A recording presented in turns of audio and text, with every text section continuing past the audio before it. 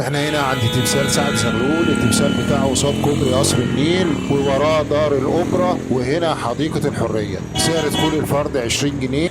حديقة الحرية والصداقة، أو اختصارا حديقة الحرية، واحدة من أجمل حدائق القاهرة. الحديقة تبان حديثة لكن هي عمرها 155 سنة، لأن تم إنشائها في عهد الخديوي إسماعيل 1876. كان اسمها حديقة النيل، وكانت واخدة مساحة الحديقة الموجودة دلوقتي والمنطقة اللي حواليها كلها في إطار خطة الخديوي إسماعيل علشان يحول القاهرة لقطعة من أوروبا. الحديقة دلوقتي مساحتها تقلصت، بقت 7 فدادين. قبل كده كانت أكبر عشرات المرات. في 2001 تم تجديد الحديقة وإعادة فتحها، وبقى اسمها حديقة الحرية. طب ليه سموها الحرية أو الحرية والصداقة؟